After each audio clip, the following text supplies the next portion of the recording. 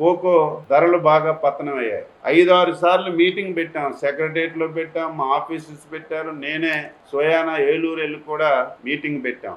రైతులందరితో మాట్లాడాం. 450 రూపాయల కంటే ఒక పైసా కూడా మేము ఎక్కువ ఇవ్వలేం, ఎక్కువ ఇచ్చి కొనలేమని వాళ్ళు స్పష్టంగా చెప్తే మేము కంపెనీ వాళ్ళకి చెప్పాం, మీరు 500 కొనండి, మీరు ఒకవేళ ఇవ్వలేకపోతే ఆ 50 రూపాయలు మేమే ఇస్తామని చెప్పి ఏదైతే ఆ 50 రూపాయలు కూడా ఇంతవరకు కోకో 465 మెట్రిక్ టన్నులు ఇంతవరకు కొనుగోలు చేశారు కంపెనీలు. మిగిలినటువంటి 745 మెట్రిక్ టన్నులు ఉంది.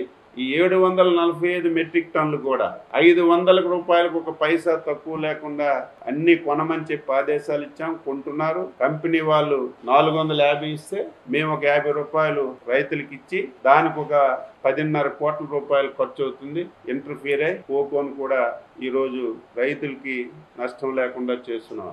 అయితే ఈ సంవత్సరం నుంచి కోకో రైతులకు కూడా కోరుతున్నాం, మీరు విత్తనాల నుంచి మొత్తం అన్ని కూడా చక్కగా చూసుకోవాలి, మంచి విత్తనాలు తెచ్చుకోవాల్సినటువంటి అవసరం ఉంది. క్వాలిటీ తప్పనిసరిగా, తప్పు రైతులు కాదు, ఇంతవరకు కంపెనీలు కూడా క్వాలిటీ అడగలేదు.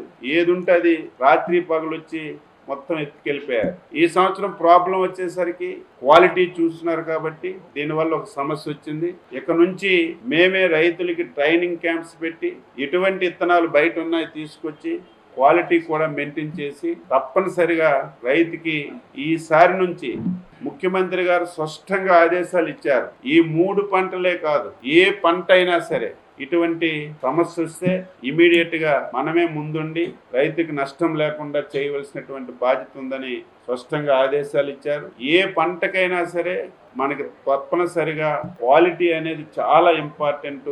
క్వాలిటీ ఉంటే ఈ రోజు ఇంటర్నేషనల్ మార్కెట్లో ధరలు వస్తున్నాయి. క్వాలిటీ లేకుండా మనం ధరలు అడిగినా వచ్చే పరిస్థితి లేదు. కాబట్టి తప్పనిసరిగా రైతులకి చైతన్యపరిచి ట్రైనింగ్ ఇచ్చి ఈ విషయాలన్నింటి మీద నిష్ణాతులైనటువంటి కొంతమంది వ్యక్తులకి, కోకోలో నిష్ణాతులైనటువంటి వారు ఉన్నారు, క్వాలిటీ మెయింటైన్ చేసిన వాళ్ళు ఉన్నారు, ఏ విధంగా ఎక్కువ క్వాలిటీ వస్తుందో అవగాహన ఉన్న వాళ్ళు ఉన్నారు. అటువంటి ప్లేట్స్ కూడా రాష్ట్ర ప్రభుత్వం తీసుకొచ్చి వాళ్ళ ద్వారా రైతులకి చైతన్యపరిచి తప్పనిసరిగా క్వాలిటీ పెంచే విధంగా కూడా ఈ సంవత్సరం నుంచి చర్యలు తీసుకుంటామని ఈ సందర్భంగా తెలియజేస్తూ, ఇప్పుడు ఏదైతే ఈ 3 పంటలకి రైతులు ఆందోళన చెందుతున్నారు, ఈ ఆందోళన చెందవలసినటువంటి అవసరం లేదు. తప్పనిసరిగా ఈ 3 పంటలకి రాష్ట్ర ప్రభుత్వం పూర్తిగా వేరు చేసి కొంటామని చెప్పి స్పష్టంగా తెలియజేస్తున్నాను.